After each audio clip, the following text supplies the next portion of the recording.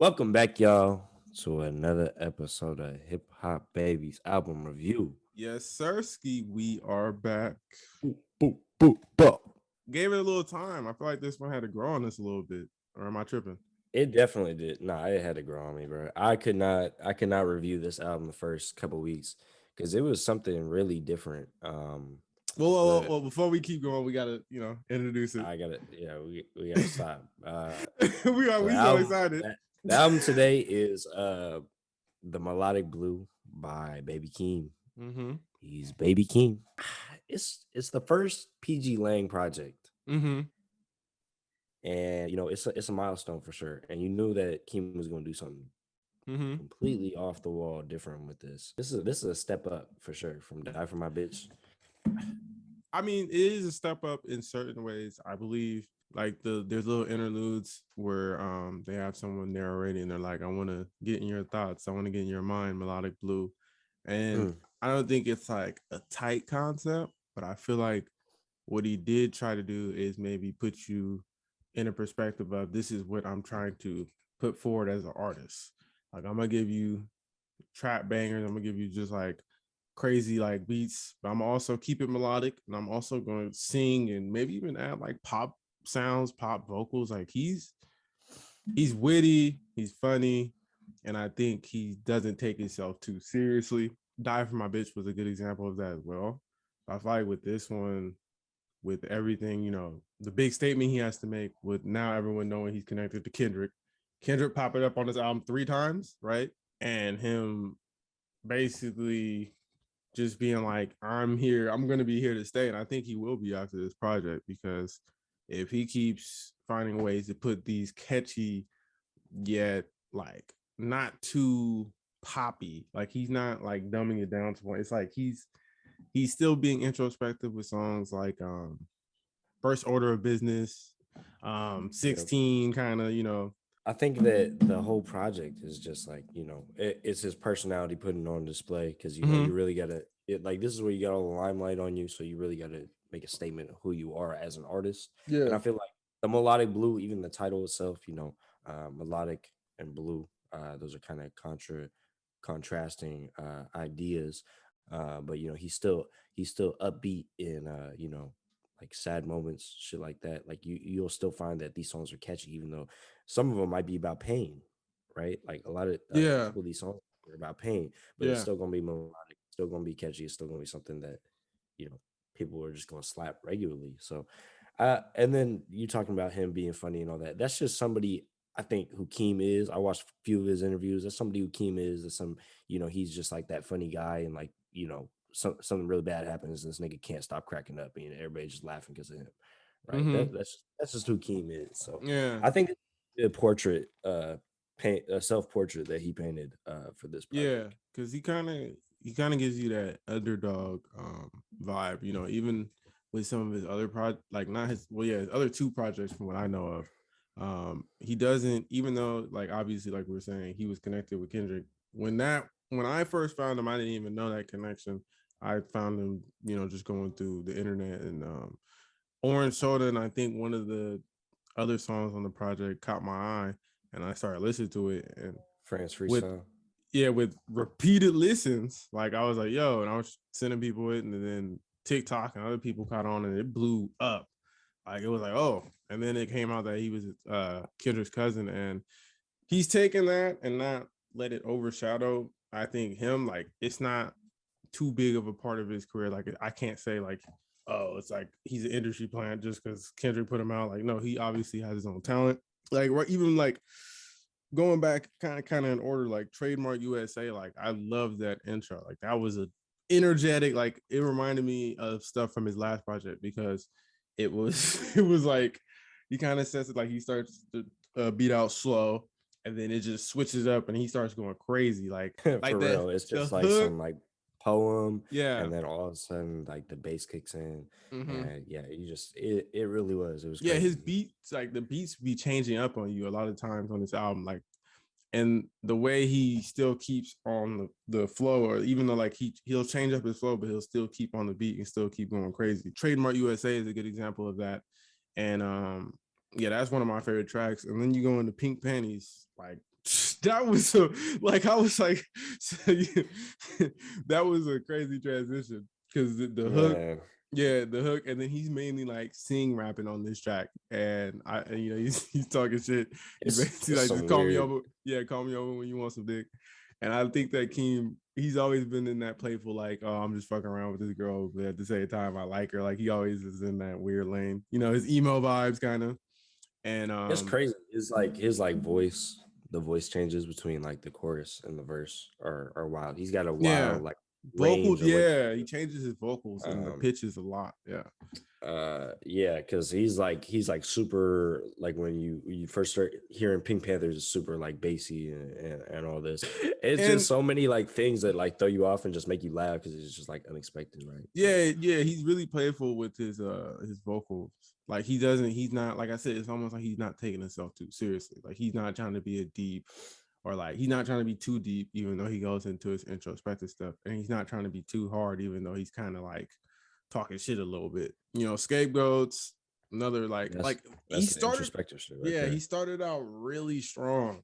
And there, Range Brothers, that was a meme. The first Kendrick pop up on this album, that was interesting too, because again, you start out, I need a girlfriend, like heck of weird vocals, singing, and then he really starts like right when Kendrick gets on, he starts rapping, and then like they start trading back and forth, which is crazy. That shit Like is I like fire. that part. Like people really focus on the Kendrick part where he's doing the top of the morning. Like really, they were spitting at first. Top of the Yeah, morning. they Top were of the morning. spitting at first, trading back and forth. They were Keem was holding his own a little bit, and then they started doing that playful stuff. And again, that's what I'm saying. Like it was getting a little serious, and then they were like, "Hold up, now let's turn back up Let's real get this quick." shit. You feel me? Yeah. And I like Yeah. that. I love to see Kendrick back and already playing with his flows and like messing around. Not because Yeah, he said on here, he said new flows coming soon. You just wait. He said it on this album. yeah, the fact that they already have good chemistry, it's not like it doesn't feel forced. I think that's a good sign, especially for PGlang. Like you said, this is the first project, and if they're going to be working together, even if it's more so Kendrick, but more behind the scenes, I think that's Yeah. going to be a good influence. Bro, that's an all-time moment right there. Range Yeah, Brothers. Man. yeah. I remember when That's when it was first popping up on Twitter, and some people were hating on it. I mean, some people still don't like it, but niggas I stay hating on that I thought song. it was funny from the get-go, and then now when you fully hear the track all together, and then when you just hear the second part as well, I liked it, especially how like the ad-libs, like Kendrick doing the ad-libs kind of like in a That's the best. monotone Yeah, voice. Yeah, that was dope. I don't know if they're unintentionally funny or not. Like He Kendrick is Baby Keem. Like what he's is Baby Keem. Like so there's no way this nigga unenthusiastically. meant that to be like that funny. I don't believe Mm-hmm. it. But that was a great song. And then also right after that, okay, so there is some lows in this project for me in general. And I think that once we get through like the first part and all that, Yeah. and I'm trying to like, figure out where this is going, I Yeah. kind of get lost in the middle with like Yeah. issues, Agreed. gorgeous, and South Africa. it just yeah. Well, South I Africa. like they I weren't. like South Africa, Yeah, and no, they I weren't. like some of the songs, but they don't. It's not like I don't know. The I was first, expecting yeah, the first four, tighter. yeah, they felt tight. The interlude was like kind of weaved in, and like it felt like he was mixing way more with the hard and the soft side. I think when you go into issues, you're getting more into like he's getting more into the soft sound and gorgeous. The hook was okay, but I didn't really mess with the hook as much as the other tracks, which kind of threw me off. And the some of the vocal inflections, like sometimes, most of the time they work, but that one was like, okay, you're kind of you're reaching a little bit. My bitch is gorgeous. Like nah, bro. Like it just didn't hit, man. Yeah, doing too. He was It doing wasn't too much. hooky I enough. think he was doing a little too much right there. But I mean, I get why he threw the track in there because he was. I feel like that was like another song where he's going maybe for a catchy, like a really catchy hook. Yeah, I think he was trying to go for like another like a banger with South Africa, but it didn't hit like it should have. I think it like first few listens, I was like, this is a good song. Yeah. And after that, I was like, it's kind of lacking.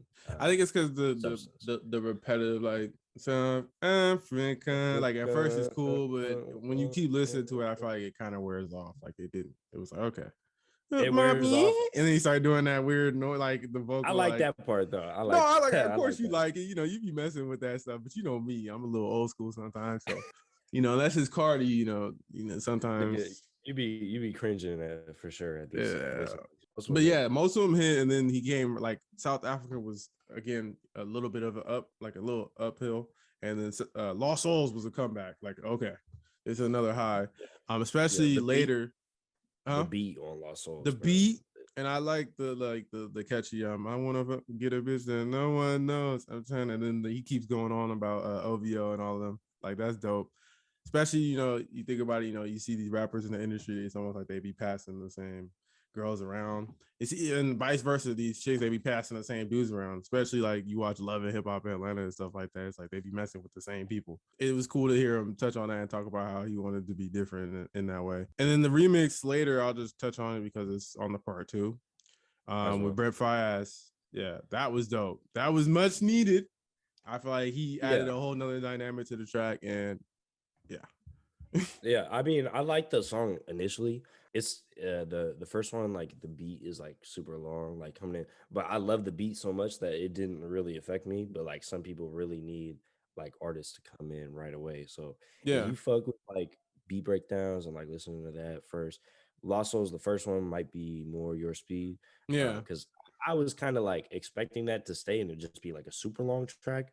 But he just moved his vocals up further on the beat line and then added Brett at the end. So they're about the same length. Brett Fires. I mean, Well, we yeah, know as a what Brett bonus, it's about is. and the fact that he added it as a bonus, so he added it later in the track. So obviously, he felt like the first one was more intended to fit with the album. And I will say this: the songs, even though we were saying during the middle, it's kind of a lull, but not like too crazy. The song, it's not like It it's was not just, flowing. it was like those three Yeah, tracks where and he was still trying to make the album flow, just like the songs weren't hitting as hard. Um, and then, like I said, it picks up because then you go Coco with Don him and Tolliver, Don. man. Yeah, they're saying they want to make like didn't Don say he might want to make an album with Baby Keem?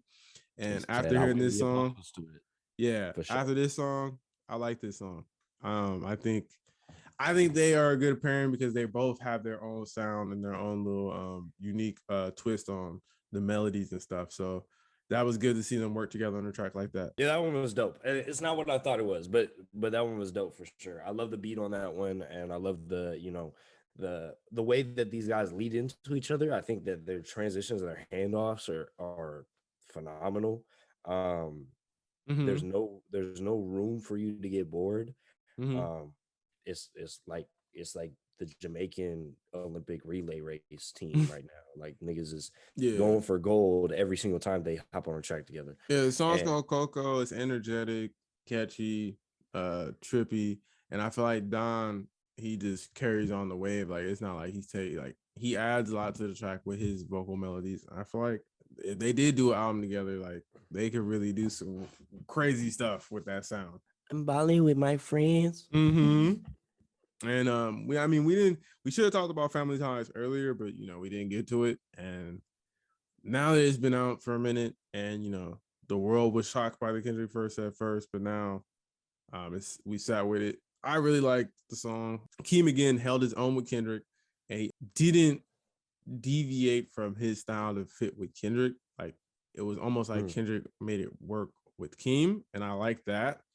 I don't feel like it would work the other way around, and I feel like that's why the songs with them two together really worked.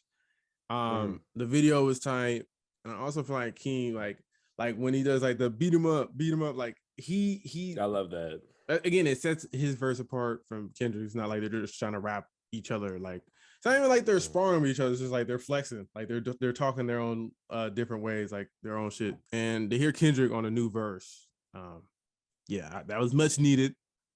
Kendrick didn't disappoint, and I'm being patient because I want to hear these new flows. Like after that little preview, I want to hear the new flows. How do you feel? It's crazy how Kendrick just came in here and said everything that y'all just made in the past 4 years, burn that shit, nigga. That's Yeah, garbage. Like yeah, I mean, he could talk that talk, bro, because he does it every single time. But it's like, man, we've been waiting so long, bro. Can you just drop this shit? Can you stop? Can yeah. you stop Burn that playing? single, He, burn he is that such hard a drive. he is such a Like, tease, bro. yeah, saying fuck your top fives and shit, and saying he's the alpha and omega. I think considering he's been gone for so long, that is a bold statement. Rap is especially recently, you're supposed to drop all the time. You know, the top people usually drop within 2 to 3 years, and he's been taking an exceptionally long break. So that track definitely built a little anticipation for me. Like, okay, I want to hear and what Kendrick and does it on his wasn't. track.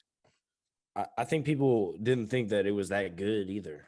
So I Well, think that added to it because I mean I'm not saying I didn't like it. They're doing so many different things that it's not like easy to get into a groove with.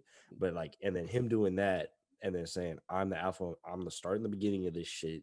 Y'all niggas need to burn your shit because I'm coming in here with some fucking flames and all this. And it wasn't like the best Kendrick we've seen.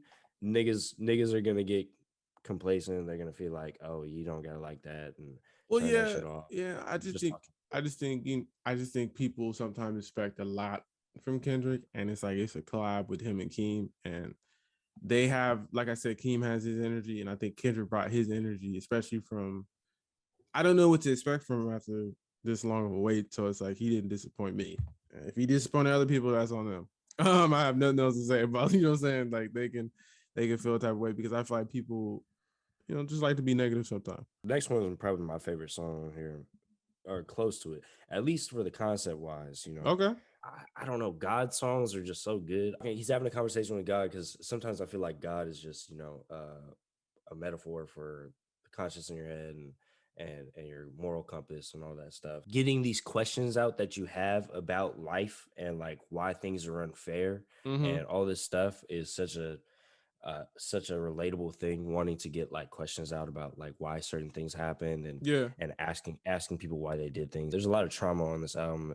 There's a lot of stuff that like I can relate to being adolescent and not having, you don't have power and you feel like you're in unfair situations, and he's falling back on his faith, asking God why. And I think it's just a really important message. It's something cool, and it's really catchy. I like it. I like how grandeur the chorus feels, because he's trying to be profound and stuff. So he's Yeah, adding real the emphasis to it. production and the drums and the pack and stuff when Yeah, he started doing shit. Yeah.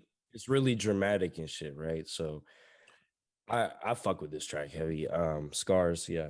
I Um, thought Scars. I like the track. It was into like when I first heard it, I was like, wait, the song, like I was like, wait, is this like I thought for a second like Apple Music like was shuffling or something. Cause I was like, that's an interesting transition. But I like the track. I think that I get what you're saying. You know, he's talking, mhm. it's like a conversation, almost like a prayer with God. And he's just talking about how like, things will be going good, or like he'll find someone or something, and then he'll leave him with a scar because it doesn't end up right. And it I think that's what I like that part of Keem. I like when he does try to get introspective. It's just sometimes the vocals are like, sometimes some of the things don't connect, but when he tries, I think that's what also makes him a little different. He also opens up, at least to a certain degree, about his feelings and about his views on certain things and how they Yeah, affect him. Yeah. exactly. I mean, and we heard about it on Scapegoats a little bit. We moved past that really fast, but he's talking about he has a lot of this trauma and stuff that he's built up, and you might hear about it right now or it might come in a couple of years, but at his own pace, he's gonna get it out and share it with you. And I just appreciate his willingness to, Mm-hmm. share who he is as a person, his experiences, and like you said, give Mm-hmm. effort, Yeah. do things that are out the norm.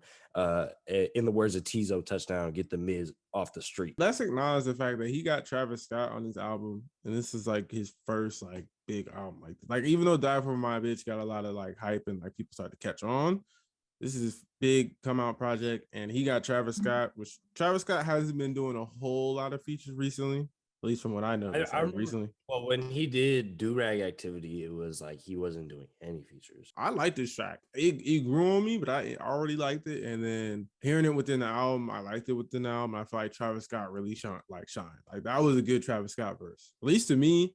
It Um, was, it was, it was good. It was a good track. Recently I had been feeling Travis Scott's verses, like or like his songs, like they've been cool, but it's nothing crazy. That was like, okay, that was Travis Scott that I usually like. Boom Man, which is Keem's new alter ego. He also is Two Phone Baby Keem. Yep. So you can call him by whichever one you want. I don't know. I don't know how I feel about this That one. this was one of the forgettable tracks to me. Like it's cool. I like what he tried to do with the beat, but it wasn't anything crazy, especially right after Do Rag Activity. And then it's in between First Order of Business as well. And that track is one of my favorite tracks. And I feel like that was a good introspective moment. Just talk about like, what he does first thing first in the day, he brushes his teeth and he goes, meets with his queen and stuff. He's just talking about how he's going to pay back his family for helping him out. And I'm really supporting him through the hard times. Again, it's not overdoing it. He's not heckin' like being over emotional and like trying to make you, but the fact that he's touching on it in this catchy and playful way really stood out to me. Like that track really was stuck in my head, and I didn't expect it to be after a while. Yeah, because it's just like the beat is so low key too. So like you listen to it the first time and you're just like, okay, I'm feeling this. Yeah. And then after a while, you just like, damn, this shit really slapped. Just it's one of those sneaker.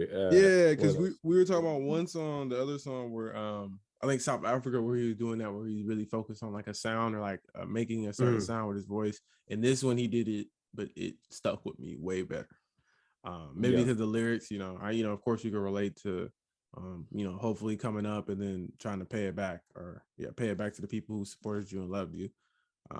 So yeah, that was a highlight for me. Vent, I like Vent. Vent, have you ever been punched in your motherfucking face? Yeah, Kendrick again. No verse, but I like them just on the hook. And Keem again. I like this one because he was more aggressive on this track. I like aggressive Keem. It reminded me of songs like France Freestyle. France Freestyle. Stats. Nah, it was what was the Big Protein? I'm smoking lonely for the culture. For the culture. I invented it. Like it, okay, that's what it is. It reminded me of like France Freestyle invented it, like those more just upbeat, just like talking shit. Where he was like more like, oh, I'm on my own, I'm coming up, and I'm just making dope ass beats and killing it. So that was a good track. That was another highlight, not one of my favorites, but I like having, of course, I love whenever Kendrick pops up and does the thing. And then here's one of the best ones on here, bro. 16, yeah, great closer. He started out really strong, and 16 was a great closing track because I feel like 16, like he did like songs like Bullies and stuff, which was more like emo, like rock or like mixed with pop. This was straight up like a pop track almost. Like I was like, okay, this is how you're ending the album. And again, introspective. Again, he had mentioned being like around 16 or 15 on the album earlier. So obviously this was a big moment for him. And I feel like the way he tied it all up with this song was awesome. It took a while to grow on me the way it did, because at first like I liked it, but it was like, okay, like I'll just listen to it within the closing of the album. Now I actually sometimes go back to this track. I go back to it a lot. I like this track. I like this track a lot. This track is really good. And I think that this is just like him coming.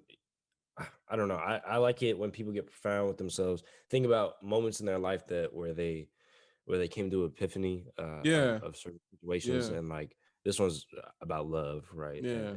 And how you have a relationship with somebody, and love is mutual, and you guys are like in it together, and say that you make a mistake, and then that person shuts you out, and then you have nothing to do from that point. It's like the same for something for you to decide. It's about me and you. It's what it's supposed to be together. And him becoming 16, him learning what love is supposed to be, and how it's a mutual thing. I think it's really profound. It's a good song, even though it's poppy, like you said. Overall, I feel like that was a great way to close the album, especially because Trademark message. Trademark, he's like, shout out to the dead, now I'm rich and stuff, and he's flexing. And then 16, he's more like looking back, and he's like, yeah, but I was broken down at one time, and yeah, I was even though he's saying like, I lost people along the way. Yeah, it happened. He's not necessarily proud of it, or that it doesn't really, he doesn't want it to be a part of him. He wants people to, come back to him in his life and work shit out with him, because he has genuine love and affection for these people. So I like how he presented himself on this album a lot, and I think that he's made himself pretty interesting throughout this whole thing, whether it's from beat selection, lyrical content, who he's getting as features, and like just general like length of content, because this was 16 tracks with 3 bonus tracks. I mean, the bonus track, there was only really 1 bonus track because the other 2 were singles. But regardless of that, he gave you a lot of content. He gave you a lot of stuff. He gave you memes out the ass. Like, this is a good ass project. And if you don't agree with that, I mean, hey, that's just you. But this is a moment for Yeah, it sure. was a dope rollout. This is the first PGlang album. This shit was special. I appreciated it a lot. It was really good. I needed this in my life. All right. Make sure y'all like, comment, subscribe, follow us on Instagram and Twitter and all that stuff. Thank you for listening as usual. All the good stuff will be in the description. We love everybody who supports. We appreciate it. With that being said, peace.